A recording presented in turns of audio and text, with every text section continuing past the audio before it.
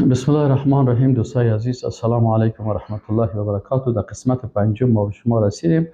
در اینجا خلاصه میخوایم که بعد از اینکه در بحث چهارمی بسیار زیاد است نظریات علما که کلشان دموکراسی را رد کردن و حال خواستم در قسمت پنجمی فقط یک فتوا از فتاوای علما را که فتاوایشان همینجا در راستا هست بخوانیم. یکی از این فتاوا که است: الحمدلله و الصلاة و السلام علی رسول الله صلی الله علیه و سلم، فتاوى الشبكة الإسلامية جلد 3 صفحه 122، رقم الفتوى 10238، الديمقراطية معناها و ماهیتها، و تاریخ فتوا هم 22 جمادی الثانیه 1422. السؤال: از یه عالم مفتی که سوال کرده، گفته ما حکم دموکراتیه؟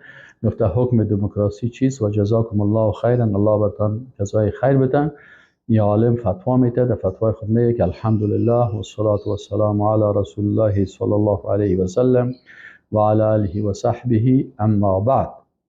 فالدموکراتیه کلمه یونانیه مرکبه من جزئین. یا عالم برش مفتی میگه که دموکراسی کلمه یونانی هست که از دو جزئی ترکیب شده، دیموس و کراتوس، و تعنی حکم شعبی نفسه بما شاء. و معنای ای که مردم بالای خود حکم بکنن هر قسمی که میخواهند. و هی نظام غربی ظهر على اثر طغیان الاواطر و اقرار الکنسیین لهذا الطغیان. میگه این همین نظام غربی هست که میگی به اساس سرکشی بطریک ها و اقرار دو کنیسه به این طغیان سرکشی، فوجد من یدعو الى جهل الحکم بین الشعب و نزعه من الاباطره الکنسیین. میگه کسای پیدا شدن در غرب که باید امی حکم و حکومتداری از بطریک ها و از کلیسا و از جا گرفته شوه و به مردم داده شوه. و علی هذا میگه به این اساس که از فالدموکراتیه تنافی الاسلام. ای عالم مفتی یا امی کسایی که در می شبکه فتوا که میتن اینا میگن که دموکراسی که هست تنافی الاسلام، مخالف اسلام است. فان الحکم فی الاسلام لله وحده. میگه حکم در اسلام خاص برای الله هست به یگانگیش. و اما فی الدموکراتیه، اما میگه در دموکراسی که از فالحکم للشعب، اینجا حکم حکومتداری مربوط میشه به مردم، یعنی قوانین حکومت، حق باطل، جایز ناجایز، خوب زشت، حلال حرام، مردم تعیین میکنن. قال الله تعالی، یا عالم مفتی میگه که الله سبحانه و تعالی میگه که ولا یشرک فی حکمه احد. الله در حکمش هیچ کس را شریک نمیسازه. سوره کهف آیت 26. و قال سبحانه ان الحکم الا لله. حکم نیست مگر بخصوص الله هست. امر الا تعبدوا الا ایاه. الله امر کرده که شما عبادت نکنین، یعنی خود اطاعت از حکم یک عبادت است. شما عبادت نکنین الا مگر ایاه، خاص برای الله. و در آیت دیگه میگه الله سبحانه و تعالی میگه افحکم الجاهلیت یبغون. این مردم حکم جاهلیت میخواین. و من احسن من الله حکما. و کی است از الله کده بهتر در حکم کردن؟ لقوم یوقنون، برای قومی که یقین دارن. مائده آیت 50. یا عالم مفتی میگه والآیات فی هذا المعنى کثیرة جدا. میگه آیات در این راستا بسیار زیاد است. فإن قیل، اگر میگه کسی بگه که انه لا فرق بین الدموکراتیه و شورا الاسلامیه، میگه اگر یک کس پیدا شود بگه که بین دموکراسی و شورای اسلامی فرق نیست، فیقال، پس گفته میشه که ان بینهما اکبر الفرق. در بین دموکراسی و شورای اسلامی بسیار فرق بزرگ است. فإن الشورى فيما لا نص فيه. شورای اسلامی در چیز مشوره میشه که در اونجا نص ثابت نباشه. در مسائل اجتهادی در اونجا مشوره میکنن. او فی تنزیل الحکم علی الحادثه المعینه، یعنی که تو یک حکم الله را سر یک واقعیت تطبیق میکنی. مثلا امی جهاد ما در داخل مدینه بکنیم، مثل که ما شما گفتیم، یا بریم مثلا در احد برایم، در اونجا با چیز جهاد بکنیم در ساحه. این حال میگه تنزیل حکم در یک حادثه معین.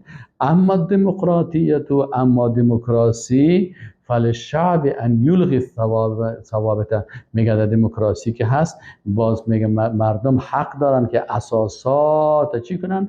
لغو کنن. مثلا شراب بگوین که این حلال است و ما وردت به النصوص و هر چیزی درباره از اون نصوص آمده باشه اینا چی است اینا لغو میکنن و حکم شعب فوق کل شی. در دموکراسی حکم مردم که است این بالای هر چیز است. در اسلام در شورای اسلامی قسمی نیست کما ان اهل شورا لهم صفات معینه. دیگه فرقش پس فرق اولش دموکراسی و شورا چی شد که در دموکراسی هر چیز میخواد تغییر بده. نماز بگوید غلط است، روزه نرین، حج نکنید، شراب بخورین، زنا بکنین، کلی مسائل میتونن سر از این بحث بکنن. اما در شورای اسلامی گپا نیست. در نصوص غرض نداره، تنها در تطبیق نصوص و اجرای نصوص و در مجالس در مسائل اجتهادی اینجا مشوره میشه بین اعضای شورای مسلمان ها. دیگه فرق دیگه دموکراسی و اسلام چی است؟ ای عالم مفتی میگه اما دموکراتیت فلشعب کما ان الشورا لها صفات. اهل شورا میگه اهل شورا که است در اسلام صفات معین دارن، یعنی در اونجا علمایی می باشن که حتی به درجه اجتهاد می رسیده باشن. اما دموکراتیت، اما در دموکراتی چی است؟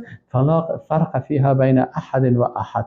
هیچ فرق نیست. یک رقاصه هم میتونه به عضو شورای پارلمان، عضو پارلمان رای گیری رای برد، خلاص قرار شش تا یک رقاصه، یک فوتبالیست، یک بچه فیلم، یک دختر فیلم عضو پارلمان میشه.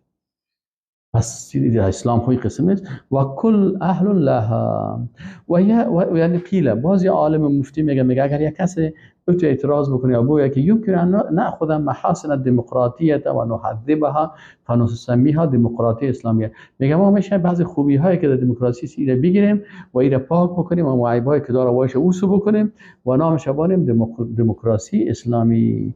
فیقال برشان گفته میشه اننا لسنا بحاجه الى الدموکراتیه حتی نحذبها. ما ضرورت نداریم به دموکراسی که بیایم او رو پاک بکنیم. یعنی یک نفر میخواد خوک بیاره، کجای خوک پاک میکنی؟ کجایش پاک میکنی؟ تو خوک بیاری خب گوشش هم مردار است، خونش هم مردار است، استخوانش هم مردار است، کلش است. و کل ما هو حسن فی الدموکراتیه و هو قلیل. میگه اگر کدام ذری از خوبی ها در دموکراسی باشه فان فی الاسلام عندنا فی الاسلام و هو احسن منه. از او که بهتر در اسلام است. پس چی نیاز داری که کلمه دموکراسی رو داخل میکنی؟ و اذا حذبنا الدموکراتی، اگر ما باز دموکراسی رو لباسایش بکشیم، چشمای دموکراسی رو بکشیم، زبانش رو بکشیم، سرش رو قطع بکنیم، پایش رو قطع بکنیم، اینجا چی میشه؟ فلان تبقى دموکراتی، بازی خود دموکراسی نمیمانه و تسیر شیئا آخر، یک چیز دیگه است پیش از جور میشه. فلنسميه ما شاء غیر الله نسميه دموکراتی. باز اینجا باز ما برای دموکراسی گفتن نمیتونیم، چیز دیگه باز نمیشیم. ولی المزید خواب این حال میگه به خاطر از اینکه میگه بیشتر میخوایم معلومات پیدا کنی، یک کتاب است میگه او به نام حقیقت دموکراسی، دموکراتی حقیقت دموکراسی از محمد شاکر شریف است، میگه رو مطالعه بکنیم. باز ما بر شما چی میگیم؟ المفتی مرکز الفتوا به اشراف دکتر عبدالله الفقیه. این حالی یکی از فتاوای از علما بود. فتاوای دیگه هم هست، همین چیز ازی است. خلاصه که وقتی اینا رو هم با شما بخوانیم میبینیم که دموکراسی یک نظام کفری، نظام شرکی، کسایی که قانون میسازن طاغوت هستند و کسایی که از این طاغوت اطاعت میکنن یا مشرک میشن، شریک میسازن این طاغوت با امرای الله و الله ولا یشرک فی حکمه احدا. خلاصه نتیجه گرفتیم که دموکراسی نه در اساسات فکری و نه در اساسات تطبیقی هیچ کدامش به امرای اسلام موافقت نداره، بلکه اسلام نظام خاص خود داره و دموکراسی نظام خاص خودش است که او مربوط به غیر مسلمان ها میشه و به مسلمان ها نظام و شریعت خودشان است. کوشش بکنیم که الله ما و شما را توفیق نصیب بکنه و اخلاص بکنیم و صداقت بکنیم که الله متعال توفیق نصیب بکنه که ما امو شریعت خدا قرآن و سنت تطبیق بکنیم و مطابق قرآن و سنت و اجماع علمای اسلام و امت اسلام امی قسم عمل بکنیم. و السلام علیکم و رحمت الله و برکاته.